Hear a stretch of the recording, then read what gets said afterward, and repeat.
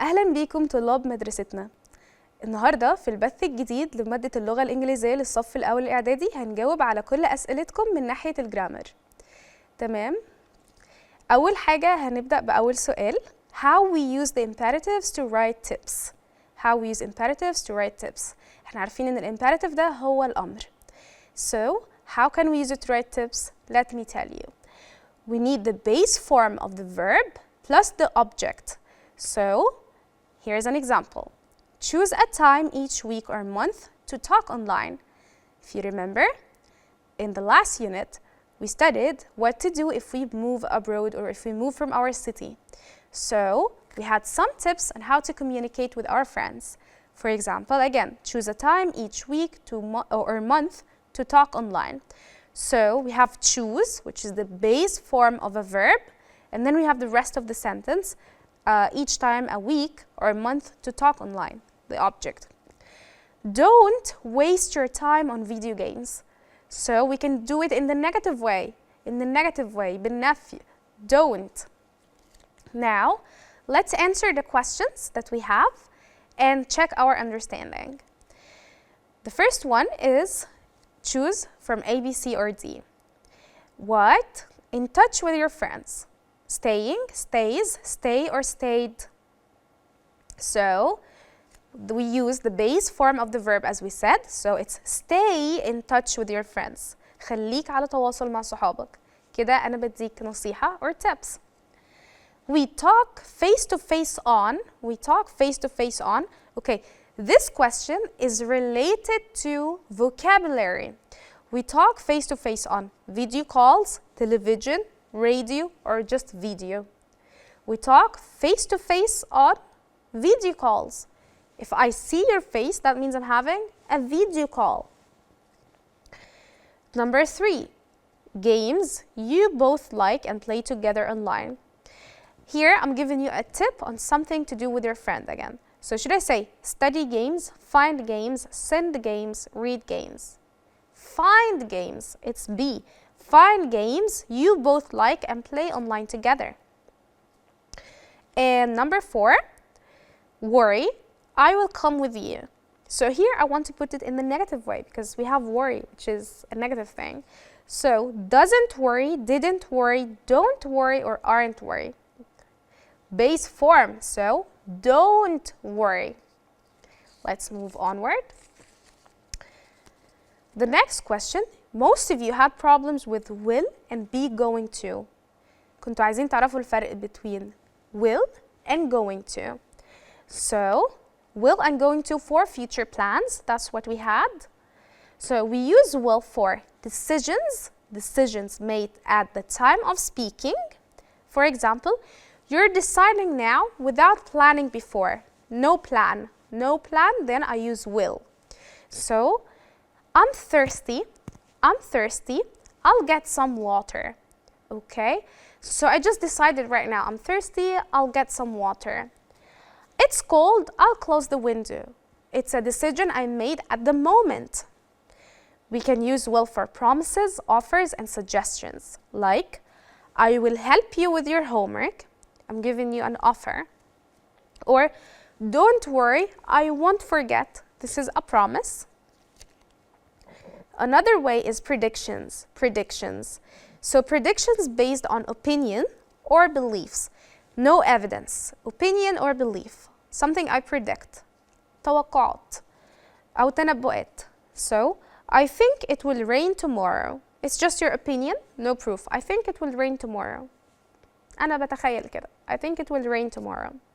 However, on the other side, if we talk about going to, we use be going to, verb to be, am is are, and then going to, for plans or intentions. I have a plan or I'm intending to do something, or for predictions based on real evidence or an evidence that I can see. So, plans or intentions, like I'm going to visit my cousin next weekend. You already planned this, you have a time, which is next weekend, so you say I'm going to do it.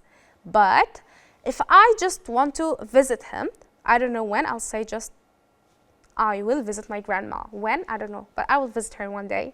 But here, because I have a plan on next weekend, I said I'm going to visit my grandma or my cousin. Predictions based on the present evidence. So look at those dark clouds. أنا شايفة غيوم في السماء. So it's going to rain, not will. Going to. So again, what is the difference in use? Situation, it could be spontaneous decision, planned action, prediction with opinion, prediction with evidence. So with will, we do a spontaneous decision, which means a decision I made right now. For planned action, I use going to. For prediction or opinion, I use will. For prediction with an evidence, I use going to. So here's a quick tip. Will equals quick decisions equals promise or belief. However, going to equals something that's already planned and you have an evidence. دليل. Now let's answer these questions from the book. Most of you had a problem with it. Future forms, will and going to. There are different ways to talk about the future in English depending on the situation and your feelings. We have plans and intentions, and we have a word box. It says, will probably post, going to spend, is going to be, will text, going to bring. And then we have this. Some photos from our last trip. And between brackets it says plans. So I'm planning here, so it should be something with intention. So it's going to be, I'm going to bring some photos from our last trip because I have a plan. And then we have more time with Hiba and real friends who care. This is an intention. So I'm going to spend more time with Hiba and real friends who care. On the other side, we have promises or quick decisions. You later. It's a promise. You later. I will text you later. I'll see you later. All of these are promises. And then we have predictions. I don't think she really good friend because sometimes she is kind and sometimes she isn't. I have an evidence here. It's not just an opinion. I'm telling you, sometimes she's nice, sometimes she's not. So I don't think she is going to be a really good friend. We will use will plus infinitive in predictions like a funny video. So we will probably post or we will post a funny video. I'm predicting this, I'm not really sure. Now the present continues for future arrangements. Sometimes we don't say going to or will. We use just the verb with ing right away.